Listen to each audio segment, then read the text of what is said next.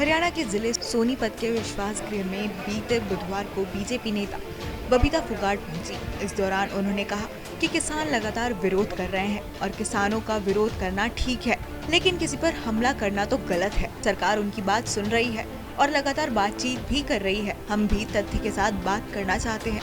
वहीं इस press conference के दौरान बबीता काफी भावुक हो गई और कहा कि जब मेडल लेकर पहुंचती थी तो सभी स्वागत करते थे, लेकिन अब जब उनके बीच जाती हूं तो गालियां सुनती हूं। इतना ही नहीं बल्कि किसान आंदोलन पर बोलते हुए बबीता ने कहा कि आंदोलन पहले भी होता था, लेकिन वह आंदोलन मुद्दों के ऊपर होता था। अब एक नहीं 3 आंदोलन चल रहे हैं, एक किसान आंदोलन, दूसरा विपक्ष आंदोलन और तीसरा फेसबुक किसान आंदोलन। का आपने देखा होगा जो इतना नरम रवैया जो अपनाया हुआ है, जबकि ये लोग जो उपद्रव मचा रहे हैं, आप लोग भी देख रहे होंगे।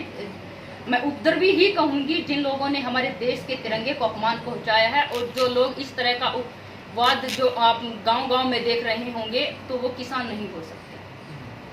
आप आंदोलन कर सकते हैं, आपका हक है, आप अपनी बात रख सकते हैं, लेकिन एक सेकंड, हम भी अपनी बात रखने के लिए तैयार हैं, लेकिन तथ्य के साथ बात रख सकते हैं। अगर विरोध करना है तो एक हद तक, एक लिमिट तक आप विरोध कर सकते हैं। फिर किसान तो कह रहे हैं कि उसको कहाँ देख रहे हैं आप? किसान विरोध ही कर रहे थे, लेकिन आपकी बीजेपी के विधायक ने खुद एक वीडियो सामने आया, वहाँ पर गालियाँ दी गई किसानों। अब मैं बात करती हूँ। मैं अभी आप लोगों ने भी देखा होगा, मैं दादरी गाँव के अंदर गई, तो मैंने एक चीज़ महसूस किया जो कि आज से पहले मैं जब भी मेडल जीत के लेके आती थी, तो मैं किसी एक गांव या उसके लिए मैं नहीं जीत के लाती थी, किसी समाज, एक समाज के लिए मैं मेडल नहीं जीत के लाती थी।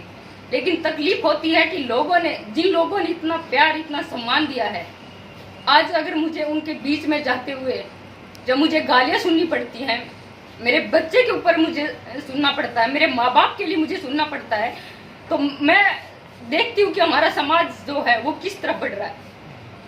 क्या बीती होगी उस माँ बाप के ऊपर, क्या बीती होगी उस भाई के ऊपर जो अपनी बहन को गाली देते हुए देखते होंगे, बहन को गाली देते हुए सुनते होंगे। क्या हमारा समाज आज बहन बेटियों की इज्जत से बड़ा हो गया? क्या हमारा ये संस्कार है, क्या हमारे समाज के ये संस्कार हैं, या हमारे हरियाणा के ये संस्कार हैं कि बहन बेटियों को गाली देना, उनके ऊपर लाठियां चलाना? मैं वहाँ की रहने वाली हूँ, वहाँ की बेटी हूँ, मैं अपने घर में कभी भी जा सकती हूँ। और आप लोगों ने देखा होगा कि मैं जो भी प्रोग्राम करके आई हूँ, तिवाला गांव की मैं आराम से मैं प्रोग्राम करके तिवाला गांव से निकल मैं रुबाई रोड में जा रही थी, वहां पे उन लोगों ने रोककर विरोध किया है। विरोध गांव के किसी एक भी इंसान ने, तिवाला गांव के किसी एक भी इंसान ने मेरा विरोध नहीं किया। अच्छी तरह से सफलतापूर्वक मैं प्रोग्राम करके आई, और बहुत सम्मान, इतना प्यार मुझे दिया है। जो मुझे मेडल जीते हुए जितनी खुशी होती थी, जो प्यार मुझे मिला था, वो प्यार मुझे उस गांव ने दिया है। लेकिन जब मैं अपने रास्ते से अपने घर जा रही थी वापिस, जबकि कोई मेरा आगे कोई प्रोग्राम थे वो खत्म कर चुकी थी, तो बीच में गाड़ी रोक के उन लोगों ने जिस तरह डंडे बरसाए, मेरी गाड़ी के शीशे भी टूटे हैं, मेरा बेटा भी गाड़ी के अंदर था। अगर मेरे बेटे को कुछ हो जाता कौन जिम्मेवार था? बीजेपी और जेजेपी से भी नेताओं का विरोध हो रहा है, जैसे कि विवाह से पहले आपका विवाह, क्या मानते हो लगातार किसान सभी नेताओं को घेर रही है? देखिए, मेरा ये मानना है कि यहाँ पे अब से पहले आंदोलन हमने भी देखे हैं, और हिस्ट्री भी पढ़ी हमने आंदोलनों की, और आप लोगों ने भी देखे होंगे। अब से पहले आंदोलन होते थे, मुद्दे के ऊपर होते थे, लेकिन अब मैं देख रही हूँ कि पहले जैसे कि किसान आंदोलन था, या पहले भी किसान आंदोलन हुए हैं, और अभी एक है किसान आंदोलन और एक है विपक्ष आंदोलन और फेसबुक आंदोलन। तो इन दोनों में हमें जो डिफरेंस है वो हमें समझने की जरूरत है। एक तो है खेत वाला किसान, और एक है विपक्ष और फेसबुक वाला किसान। तो उनके बीच हमें चीज़ समझने की जरूरत है। जो असली किसान है, जो खेत जोतता है, जो काम करता है खेत के अंदर, मान लो हमारे घर में है कोई बहन भाई है या कुछ भी, अगर माँ बाप हमें कह देते हैं कि चल बेटे खेत में चल के हाथ बटा दे, तो वो कहेंगे टाइम नहीं। और अगर आप ये कहेंगे कि चलो कि आपको वहाँ पे उत्पाद मचाना है, तो आपको 10 लोग तैयार मिल जाएंगे कि चलो वहाँ पे जाके ये करना। तो ये युवाओं को समझने की जरूरत है। ये दिशा से जो मैं कहूँगी दिशाहीन जो युवा हैं, उनको एक रास्ता दिखाने की ज़रूरत है, उनको समझाने की ज़रूरत है और उनको समझने की ज़रूरत है कि ये जो हमारे समाज के अंदर जो लोग जो भ्रम फैला रहे हैं और जो युवाओं को जो भड़का रहे हैं, उनको न भड़काएं। एक अच्छे समाज का हमेशा हमने देखा कि समाज का निर्माण अच्छे लोगों से बना है और उसको हमें जोड़ के रखना है उस समाज को, क्योंकि कल को आंदोलन भी ख़त्म होगा और हम सब लोग वहीं पे ही रहेंगे, आप भी वहीं रहेंगे और हम भी वहीं रहेंगे। लेकिन ऐसा ना हो कि इस आंदोलन के दौरान कि आप लोग एक दूसरे से नज़र मिलाना चाहें। बबीता जी, आपने कहा कि युवाओं को भड़काने की कोशिश की जा रही है, लेकिन 6 महीने से किसान दिल्ली की सीमाओं पर हैं। एक 26 तारीख को छोड़कर अभी तक ऐसा वहाँ पर कुछ नहीं हुआ जिसको हम ये कहें कि किसान आंदोलन भड़का है। तो क्या ये भटके हुए किसान है या फिर किसान ही बैठे हैं? आप मेरे को ये बताइए कि 26 आंदोलन को, उससे पहले किसान आंदोलन ही चल रहा है ना, और 26 तारीख को जो हमारे देश के ऊपर आप लोगों ने देखा किस तरह तिरंगे का अपमान किया गया है, तो वो किसने किया? किसान आंदोलन, जो किसान नेता थे वो लीड कर रहे थे, तो उन्होंने जिम्मेवारी क्यों नहीं ली इस चीज़ की? जिम्मेवारी किनकी बनती है? अगर हम लीड कर रहे हैं किसी भी चीज़ को तो हमारी जिम्मेवारी बनती है उसको संतुलन में बना के रखना, उसका डिसिप्लिन बना के रखना और उसको पथ से भ्रष्ट मैं कहूँगी पथहीन ना होने देना, ये हमारी जिम्मेवारी है। और आप कह रहे हो कि 26 तारीख के बाद आपने देखा भी होगा बंगाल के से जो युवती लेके आए थे उनके साथ क्या हुआ है। उसके बाद वो भी तो किसान खुद प्रेस कॉन्फ्रेंस करके ये कहा है कि इतनी बड़ी भीड़ में अगर कुछ गलत हुआ तो संयुक्त किसान मोर्चा ने निकाल दिया ना, खुद उन्होंने आरोपियों को पकड़वाया है, खुद संयुक्त किसान मोर्चा ने एफआईआर करवाई इस मामले में। देखिए वो तो उसके पिता ने करवाई जब लड़की के पिता इनकार कर चुके थे। हाँ जी, लड़की के पिता इनकार अगर कर चुके थे, लड़की के पिता संयुक्त किसान मोर्चा ने ही एफआईआर करवाई। पहले सुन लीजिए कि अगर लड़की के पिता ने अगर मना किया होता तो फिर वो बाद में एफआईआर क्यों करवाते, और अगर करवा दी तो आज वो लोग कहाँ पे हैं, गिरफ्तार क्यों नहीं करवाया गया? तो सरकार की कोई जिम्मेदारी नहीं है, कोई जिम्मेवारी बड़ी सरकार ने तो देखिए कमेटी बनाई हुई है, सरकार अपनी जिम्मेवारी निभा रही है, प्रशासन अपनी तरफ से फुल जोर लगा के अपने पूरी प्रयास कर रहे हैं। आपने 26 जनवरी की बात करी, 26 जनवरी को तिरंगे का अपमान किया गया, सारा चीज हुआ, सरकार की जिम्मेदारी नहीं बनती थी क्या? उसके बाद सरकार ने जो आप ये कर रहे थे उसके ऊपर कार्रवाई क्या हुई, क्यों नहीं कार्रवाई की गई? तो वही चीज है ना कि लोग उसको भड़का रहे हैं। सरकार डरी हुई है। एक मिनट, सरकार डरी हुई नहीं है, इसको आप डरे हुए नहीं कह सकते। ये है एक संतुलन बना के कि किसानों की बात भी सुनी जाए और प्रशासन सारे किसानों मुद्दे पर मुकदमे वापिस लिए हैं। सरकार ने बातचीत की है, कोशिश सरकार यही कर रही है कि समझ जाएं, विपक्ष उसको उन लोगों को ना भड़काए और वो विपक्ष उनको समझने की जरूरत है। किसान, मैं बार बार कह रही हूँ कि किसान आंदोलन को किसान आंदोलन ही रहने दें, उसको राजनीतिक अखाड़ा ना बनने दें। CMMI की रिपोर्ट आई है कि पूरे इंडिया में हरियाणा दूसरे नंबर पे हो गया बेरोजगारी में, तो हर तीसरा युवा बेरोजगार है, तो उसको लेकर आपका अब ये बताइए, मैं 12वीं पास करके बैठी हूँ और कोई मेरे को कहेगा कि मेरे को नौकरी दिला, मैं फार्म नहीं भरूंगी, मैं कोई काम नहीं करूंगी। अब बहुत से लोगों की एक बार की मैं बात बता रही हूँ, तो ऐसे एक बार एक आदमी आया तो उन्होंने कहा कि मेरे बेटे को नौकरी लगवा दी। किस चीज़ में लगवा सकते हैं, क्या कर रखा उन्होंने, 12वीं तक कर रखी है, तो जी पेट्रोल पंप पर है भाई, उसको लगा सकते हैं।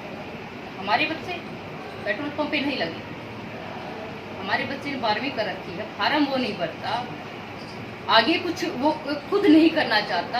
जो काम है, चाहे वो झाड़ू पोछे का हो, चाहे वो किसी जॉब को लेके, चाहे वो पढ़ाई को लेके, किसी भी काम होता है और उसका सम्मान करना चाहिए। मैम क्या हरियाणा में बच्चे शिक्षित नहीं है? प्रतिभा की कमी है, जो अभी यूपी के भी लगे थे, जैसे 85 के अंदर भी और भी एक मामला आया था। क्या प्रतिभा की कमी मानते हो आप हरियाणा के अंदर? देखिए, प्रतिभा की कमी नहीं है, उसको निखारने की जरूरत है और हमें पहचानने की जरूरत है। हम क्या करते हैं कि एक टाइम में थोड़ा बहुत करके और उसको फिर छोड़ देते हैं, ये हमारी जिम्मेवारी है। क्या कारण रहे मैडम कि 6 साल में बीजेपी प्रतिभा नहीं निखार पाई?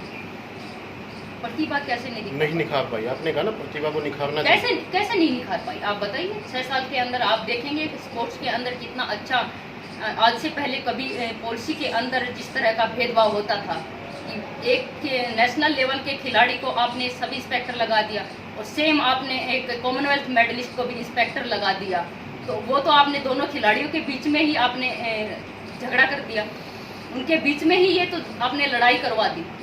तो अभी एक साफ सुथरी पॉलिसी है कि आपका ये मेडल है तो आपको ये जॉब मिलेगी, और आप फार्म अप्लाई करें और आप देख सकते हैं, खुद देख सकते हैं कि आपका किस कैटेगरी के अंदर आपका बनता है और उस कैटेगरी के हिसाब से आप। मैडम भर्तियां होती हैं, आप लोग करते भी हैं, प्रदेश सरकार करती भी है, लेकिन बार बार वो रद्द भी कर दी जाती हैं, क्या ऐसा कांड रहता बहुत सारा?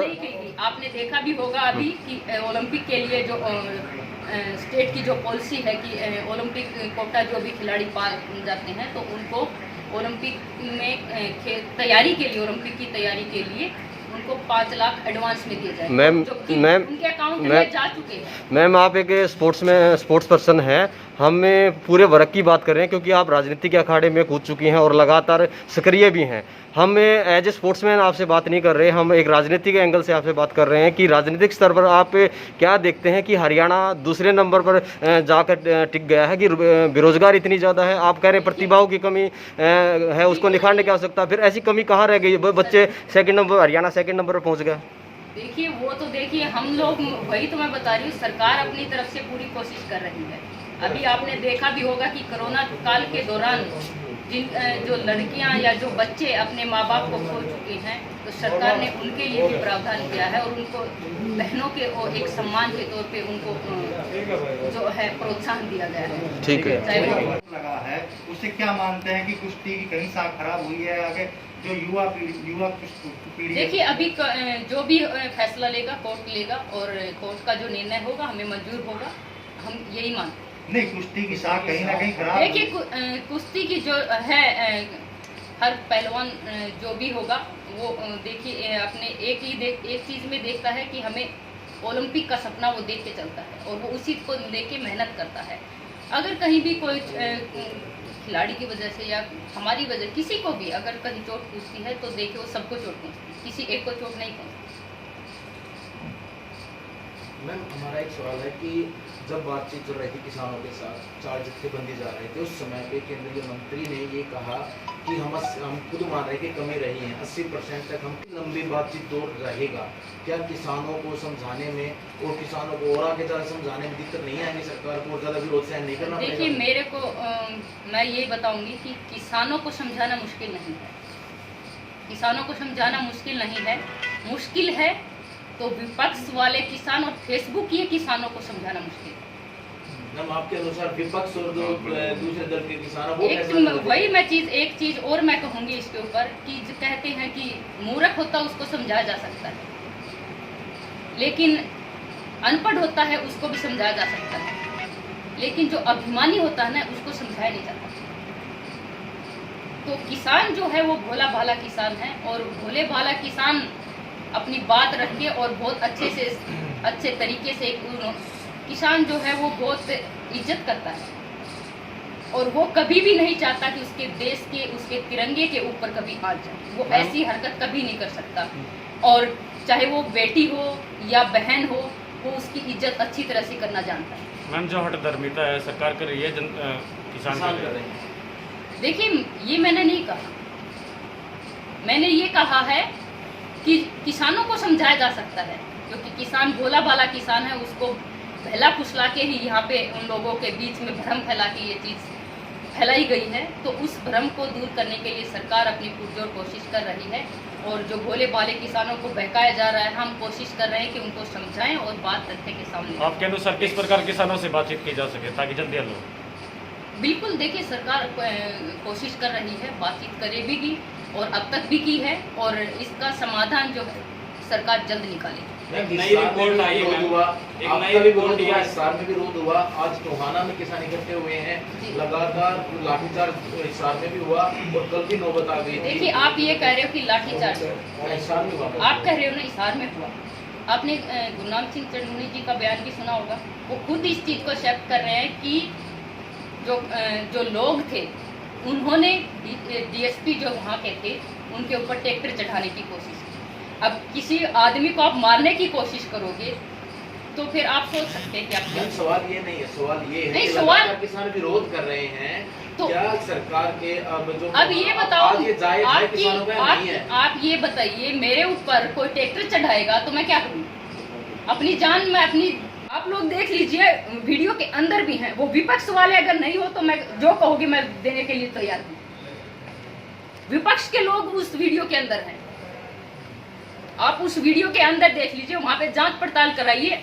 अगर विपक्ष नहीं होगा तो मैं जो कहोगे करने के लिए तैयार हूँ। लेकिन ऐसे लोगों को हमें रोकना चाहिए, और रोकना पड़ेगा हमें।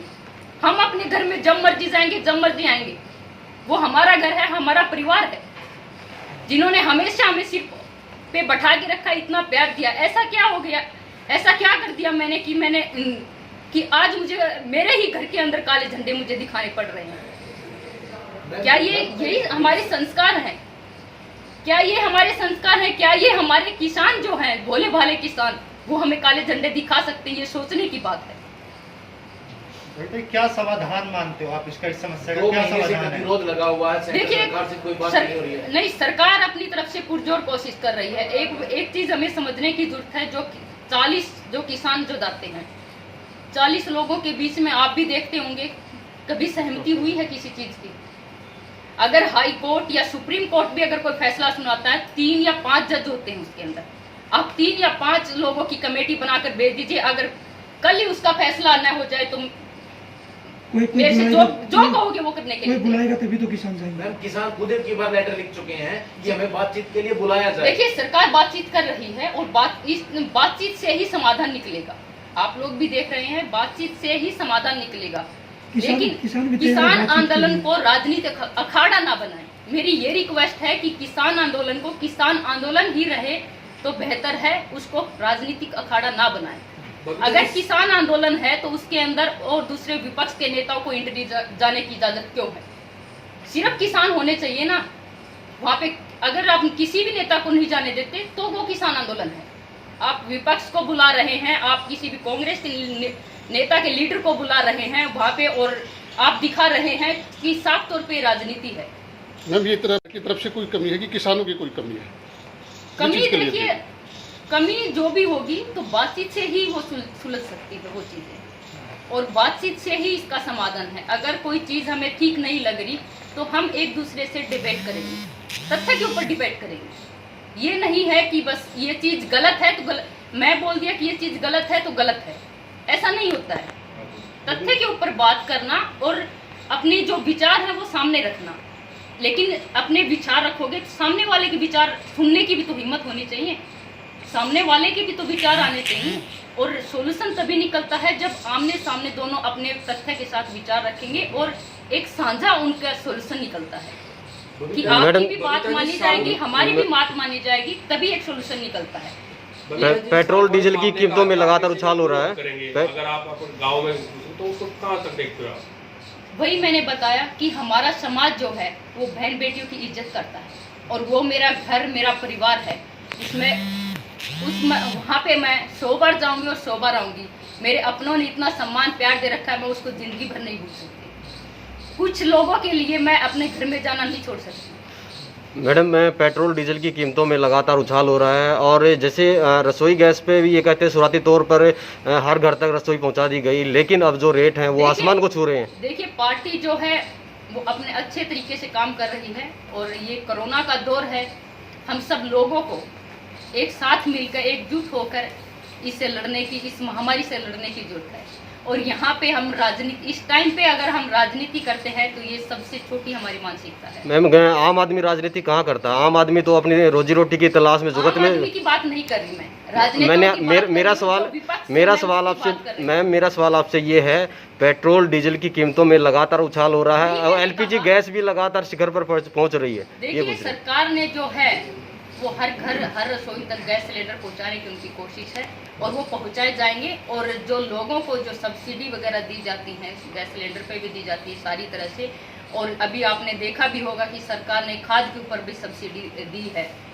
तो ये एक तरह से किसानों के लिए और एक आम आदमी के लिए ही बहुत अच्छी, मैं कहूँगी कि सरकार की पहल है, और उन्होंने जो फैसले लिए हैं वो आम आदमी के हित में। रसोई का सामान भी इतना ज़्यादा महंगा हो गया, दालें इतनी महंगे हो गए, कहते थे कि दाल रोटी खा के आदमी गुजारा कर लेगा, लेकिन दालें इतनी महंगी हो गई, तेल इतना महंगा हो गया, आम आदमी कहाँ से गुजारा करेगा? देखिए, आम आदमी जो है वो हर चीज़ों को समझता है, चाहे आप हो या मैं हो, हर कोई अगर कोई भी मुसीबत आती है, समाज के ऊपर आती है, परिवार के ऊपर आती है, तो हम सब मिलके उस चीज़ से लड़ते हैं और हम सब मिलके एकजुट होके उस चीज़ से निकलते हैं। तो ये एकजुट होके निकलने का टाइम है, चाहे क्योंकि अभी हम कोई राजनीति अखाड़ा, मैं कहूँगी कि राजनीति की बात ना करें तो बेहतर होगा, क्योंकि ये टाइम हमारा कोरोना का टाइम है और इस महामारी से लड़के हमें एक दूसरे के साथ मिलके और कोरोना से हमें जीतना है। क्या कार्यक्रम था, किसको लेकर आज प्रेस वार्ता कर रही हो? देखिए, यही है कि आप लोग देख भी रहे होंगे कि किस तरह जो भाजपा के जो कार्यकर्ता हैं या फिर नेता हैं वो गांव में जाते हैं तो उन लोग विरोध करना। देखिए, किसी भी चीज़ का विरोध आप एक हद तक एक लिमिट में कर सकते हैं, लेकिन किसी के ऊपर हमला करना वो गलत है। उसी विषय से जुड़ के और मैंने आप लोगों को बुलाया और ये प्रेस कॉन्फ्रेंस रखी है कि मैं अपनी बात जो है वो लोगों तक पहुंचाऊं और आप लोगों के माध्यम से उसके लोगों तक वो बात पहुंच सके। इस पे आपकी सरकार क्या कर रही है? सरकार आपकी है, किसान 6 महीने से बैठे हैं यहाँ, जी। आपको अपने ही घर में बंधक बना दिया इन लोगों ने, आपके अनुसार चंद मुट्ठी भर लोग हैं, इनके साथ क्यों नहीं बातचीत हो रही है? समाधान क्यों नहीं निकाला जा रहा है? देखिए, सरकार अपनी तरफ से पूरी कोशिश कर रही है और आप लोगों ने देखा भी होगा कि सरकार ने 12 दौर की जो वार्ता हुई है उसके दौरान यही हुआ है कि तीनों कानून के अंदर अगर कोई आपको डाउट लगता है तो डाउट दूर करने के लिए हम हैं। अगर कुछ आपको ऐसा लगता है कि भाई उसमें कुछ बदलाव होना चाहिए तो सरकार वो करने के लिए तैयार है, लेकिन हमें उसके लिए हमें आगे आकर और निष्पक्ष एक किसान बनके वो अपनी बात रखे तो बेहतर होगा। नहीं, वो तो उनकी तो एक बार डिमांड है कि तीनों कानून वापस लिए जाए। तो ये तो एक है, वो जो भी है, ये तो समझाने में सरकार फेल हो रही है ना। आखिर कब तक? सरकार देखिए समझा रही है, सरकार ने अपनी तरफ से जो चीज़ें थी, जो भी कहीं डाउट था वो सबके सामने रखा है कि ये विषय है। और इसमें आपको जिन चीज़ों आपने भी देखा होगा और हमने भी देखा है कि शुरू में जब तीनों कृषि कानून बिल आए उसके बाद लोगों की सिर्फ 2 ही मांगे थी, तो जिन चीज़ों पे उनको डाउट था। एक डाउट ये था कि भाई MSP ख़त्म हो जाएगी, दूसरा ये था कि मंडियाँ ख़त्म हो जाएगी, और तीसरा उनके बीच में जो भ्रम फैलाएगा कि आपकी ज़मीन चली जाएगी। तो ये तीनों चीज़ दूर करने के लिए सरकार ने निष्पक्ष तौर से अपनी बात समक्ष रखी और साफ तौर पे कहा कि जो MSP के लिए आपको जो डर है वो डर आपका निकालने के लिए हम तैयार हैं। मंडियों को लेके आपको जो डर है वो निकालने के लिए तैयार, हम लिख के देने के लिए तैयार हैं। तो फिर किस चीज़ में रुका हुआ?